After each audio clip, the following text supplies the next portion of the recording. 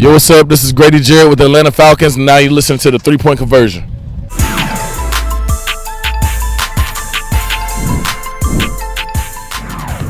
Quarter after that, they seemed to kind of claw their way back in. Was there something that they did defensively, or what did you see there? Yeah, I mean, you guys know what an NBA game's like.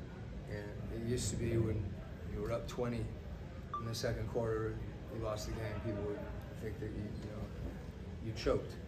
But teams can score, and they're a good team. And they picked it up physically. Thought we got stagnant on the offensive end, but I liked how we responded. When you're not getting stops, it becomes harder to get out of it. It makes their physicality, more effective. But I really liked how we began the game and the way we played, and I liked that we were able to execute down the stretch. Coach, speaking of executing down the stretch, we know Trey can perform in the clutch, but also you have another guy in Karras who has shot the ball really well, shooting about 85%. What is it about his experience that allows you guys to lean on him in such crucial moments?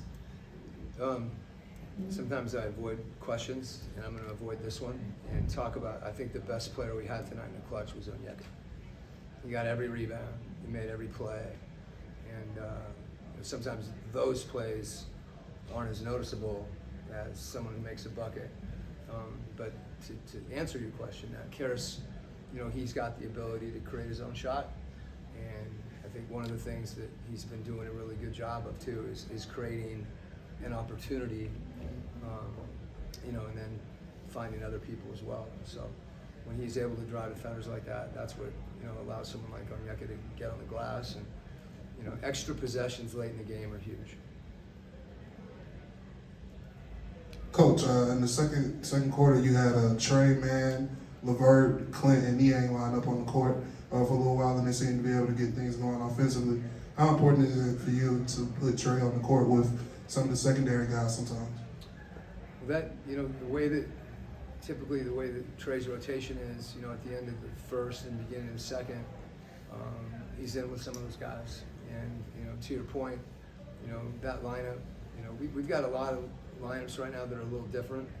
And when those guys, I think that the big thing is, them just kind of embracing whoever's out there, and in those situations, some new guys, right, along with Trey and Clint. I think everybody's really cognizant of doing what they can to help each other, and that's why you see some of those, those situations were effective, even if guys haven't played together. Coach, I wanted to ask about Trey's toughness and him taking that hit to the leg and then coming back. Just what have you seen as far as his maturity and just his overall toughness? Yeah, the game got really physical, and Terrence took a shot in the neck. Those things are going to happen as far as in Trey's case, because he's aggressive offensively and he draws fouls, and there's going to be contact. And I don't want to diminish his size, but I think it's even more noteworthy that he's able to play through contact like that. When he's not 240 pounds. Hey, Coach, just played 11 straight games against playoff opponents. 8 of those games came down to the clutch. What have you seen from this team in terms of what they looked like last year in the clutch? What do you think about the performance against some stiff competition?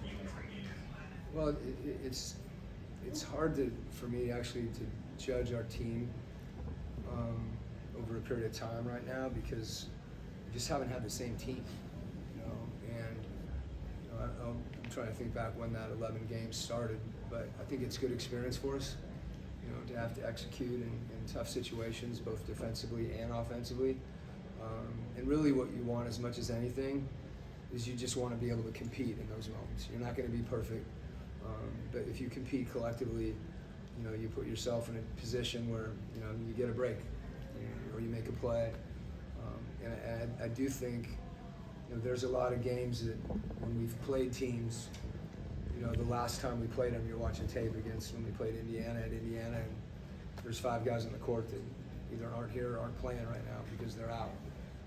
So that's the part of it for me that's significant in this these last games is being in close games with guys that haven't played together before, and also haven't played in a certain system before.